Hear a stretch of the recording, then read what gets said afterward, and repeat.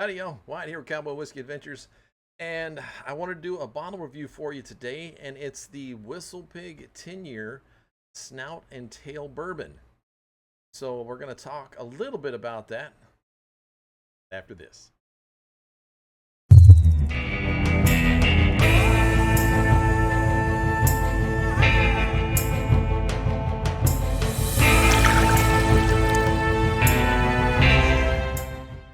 Hey, y'all, welcome back in.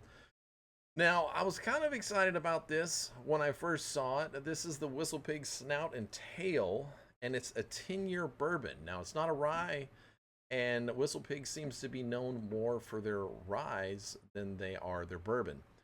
Now, I was trying to figure out why they called it Snout and Tail, so of course we jumped on the old internet and looked into it. Whistlepig is actually out of Vermont. And the reason why they call this the Snout and Tail is because whenever they're aging this particular bourbon, they took their barrel and instead of resting it on the side like they do at most distilleries, they aged it on one end and then they flipped it halfway through and aged it on the other. And one of the barrel heads is charred and the other barrel head is not charred, it's just smoked. So I thought that was just different. They say it gives it a unique flavor and a unique taste. Now, I have tried this more recently, and when I went to the Bourbon and Barbecue Fest at the Alani Casino down here in Southern Washington here. And Whistlepig had a little setup there, and we tried their rye, which we like. Their 6-year, and then they had this out, and they were kind of pushing it. So I tried it, and even though it's a lower proof at 88, I thought it was pretty good. I like some of the lower proofs. As you get more into your bourbon or whiskey adventure, you're going to find that you're either going to like the lower proofs or you're not. So I kind of like the lower proofs. I like some of the higher proofs, but when you start getting up in there, the hazmat stuff is when I'm just not there yet. You know, I like my stuff like around the 107. I keep kind of changing that a little bit. If you watch some of my videos, I'll go up to about as high as 115, maybe 120, but then that starts pushing it for me. The 88 on this though, I wish I could have tried it at barrel strength, but I think the reason why, just my opinion, why they proofed it down is so they could make more bottles and get it out. You never know, like when you're aging a whiskey or a bourbon and you hold on to it for 10 years, that's a long time, and you want to get as much product out as you can. So I think that's why they toned it down a little bit. But the bottle is actually, it's kind of unique. It's got the pig snout on one end here, and then on the other end, it's got the tail. It's got the little whistle pig indention in the back that you can see through the amber here. A nice solid wooden cork here. But the more I kind of looked into it, the more I just thought it was interesting. And there's a ton of stuff on the Whistlepig website about them and their whole aging process and the people that run it. Megan Ireland, which is their master distiller, and then they got Mitch Marr, I think is how you say it. He's the research and development guy. So he's the one that's trying all different types of stuff. I know they got like a liquid death one out or something like that right now. But I thought this kind of had a little bit of a unique flavor to it. It's if you're like again, if you're used to the higher proofs, I don't think you'll appreciate it as much. But if you're still kind of new in your bourbon journey, I think this is one that you might like. The one thing that I know you won't like about it is the price tag. So MSRP for this is like $79, and I've seen it here in Washington State out the door for like 135, which I think is way too high. Now I know it is a 10-year, but again, it's only 88 proof.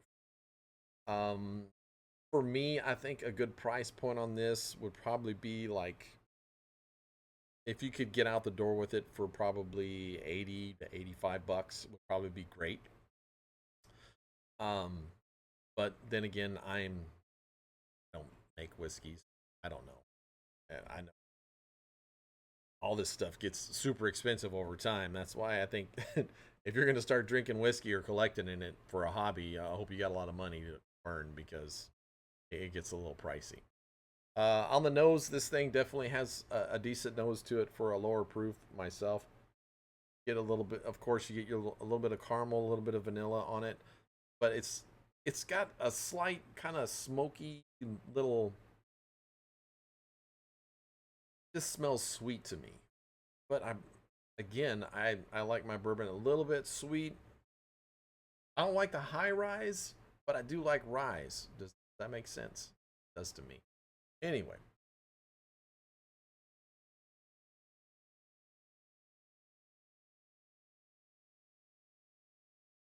it has no burn whatsoever. But I do get that sweet kind of flavor on my tongue, and it almost kind of reminds me of like oh,